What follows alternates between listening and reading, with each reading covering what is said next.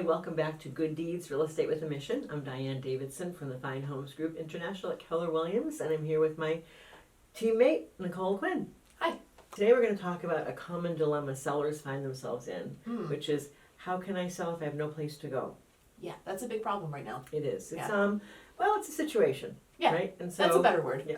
So there are a couple of different ways to sort of work that out with our seller clients. And the conventional wisdom for many, many, many months and other markets, has been what they call a suitable housing clause. And that means that when the property is listed, there's language put into the description, the public remarks, or sometimes the agent-to-agent non-public remarks that says, subject to seller finding suitable housing.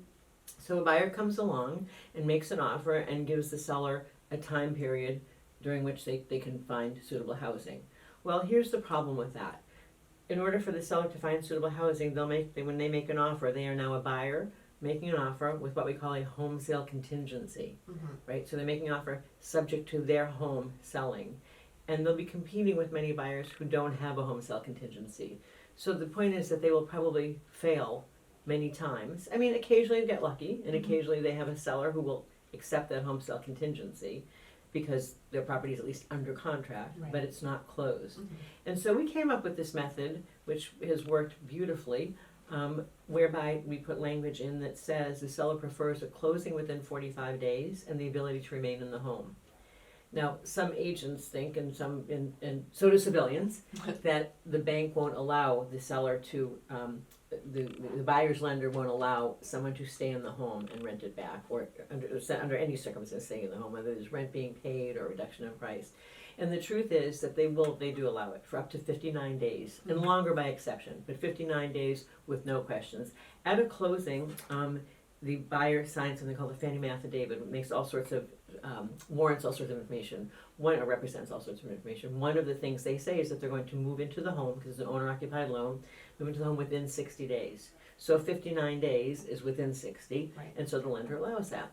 And so we've been very, very successful on behalf of our sellers, negotiating with the buyers through their agent to close and be able to stay in the home, because now that seller is a buyer who has no home sale contingency. Nice. They have their proceeds in hand and they're not competing. I mean, they are a buyer with no home sale contingency competing with other buyers with no home sale contingency, or maybe some that have them. It's very smart. So it's a much, much, much more effective way of doing things. And actually, we have even taken it to another level when we have buyers. Is that complicated or like a turn off for buyers at all? You know what? It might not work for every buyer, but neither does the color of a house. Neither does what the neighbor's yard looks like. Neither does a brook too close to the backyard. I mean, so no property is perfect for everybody out there. But there are always buyers who are willing to play ball that way, because then they get the house, right? They get the house that they want. Yeah, ultimately. And also, it's a much more finite thing. That seller has 59 days after the closing to find something. Period. Right. It's not subject to finding suitable housing with no dates and no expectations and so forth. And if the seller doesn't find suitable housing, then they'll cancel the contract. They have the right to cancel the contract. So now the buyer, all those days or weeks or months into it, find themselves not buying the house they thought they were buying. And suitable housing is kind of a very open-ended term. Exactly. Which seems a little, like almost intentionally. Exactly. Yeah.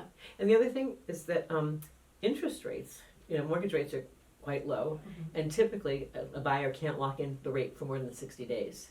So it behooves the buyer too to close and not wonder what the rate's going to be.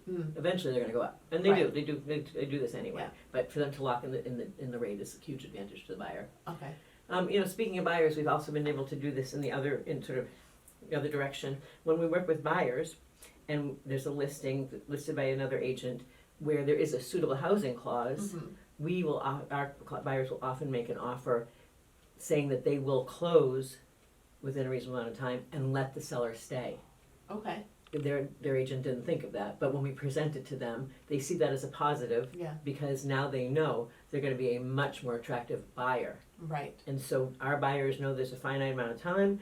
They know the contract can't be canceled by the seller if they don't find suitable housing, because they have a definite closing. It's a sure thing.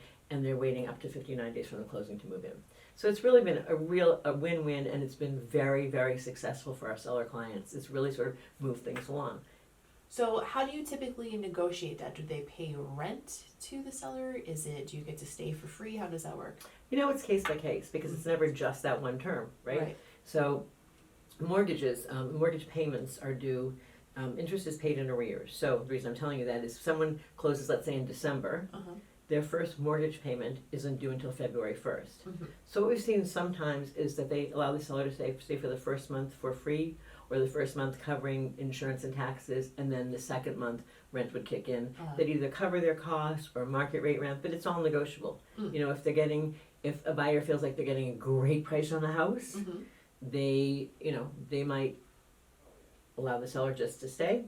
If a seller feels like they're really, they've sold it for much less than they ever expected to, they might want to stay for free. So it's all just another point of negotiation. But we've never, I can't remember a time that we've ever not been able to work out the terms once the buyer and the seller were comfortable with the concept. Okay. That's never gotten in the way. That makes sense. And we have It seems pretty flexible. Yeah, and we have something called a post-occupancy agreement that really kind of spells out everything so that there's nothing left to the imagination. Yeah, it seems like you really have this all ironed out. We kind of do. It's a Yeah. great little system. It's really helped a lot of our sellers move along and take advantage of this market. And they're, a lot of them are leaving this area, right? And so Yeah. they need to kind of have a good plan and a good sense of timing. Yeah. And so once they have money in hand, they commit to going to the area they're going to be looking in and being able to make a purchase. Yeah. And what would you say to a seller if they were concerned that that's not long enough? 59 days? Yeah. There are times when buyers have allowed the seller to stay longer. Either their lender has made an exception, or they're cash buyers, or they've just made the decision that they're willing to do that. Yeah, cash really does solve a lot of those It problems. gives you a lot of flexibility. Yeah, in a lot of areas. Yeah. So, just so we're very clear, can you run me through the whole process Yes. of doing this from start to finish? Oh God, do we have that much time? I do. Okay, so we put language right in the comments, in the description of the listing, because we want people only, if someone's represented by a buyer's agent, they can see what we call the non-public remarks. Right. But we want it in public remarks because people go to websites and see the information there, right? So in the body of the description, it will say seller prefers a closing within 45 days, because that's typically you don't need more than that, and the ability to remain in the home. Period. Because the terms are negotiable, the time frame is negotiable. So it just warns people, like if somebody thinks, I'm closing in 35 days and I have to move on the 35th day, it's not going to work for them. Just Right. like a blue house might not and a Brooklyn backyard might not, right? But it's all about expectations. And in this market, it works for most buyers. Right. And there's no reason it shouldn't work for a seller. So when the offer comes in, we look at all of the price and terms. I've often said to seller clients, and not to sound too mercenary, but money's a great equalizer, right? So, let's say your house is on for $500,000 and you'd be thrilled with $560,000 and someone offers you $750,000, you'll get out soon and go and live at the Ritz on room service, right? So I mean, the truth is that it's always worked itself out. We had a client's friends actually who put their house on the market with us about a year, no, not quite a year ago. Anyway, they called and said, remember we don't want to consider any offers that don't allow us to close and stay. And I said, well, I think what you're telling me is you don't want to consider offers at a certain price that won't allow you to close and stay, because if somebody offered you hundreds of thousands of dollars more, you'd consider it. Yeah. So, but basically it's just, like I said, it's always worked itself out. Interesting. Well, we've always worked it out for them. Yeah, well, that's true. That's often the case. Yeah. That's been a great tip, and it's been really informative, and I can't help but wonder why more agents don't do that. Why isn't it a more common practice? We get creative. We Yeah. think outside the box, just the way we price things, the way we prepare properties, the way we look for properties on our buyer's behalf. We just go above and beyond because you have to. It's a competitive business, and it's a business that takes a lot of thorough thought, planning, and really understanding how to best serve our clientele. Yeah, it seems like your experience combined with some creativity really sets you apart. I hope so. Yeah, I think so. So that's it for today. Thanks for being with us. Please subscribe to YouTube or follow us on your favorite podcast platform. Thanks. Bye.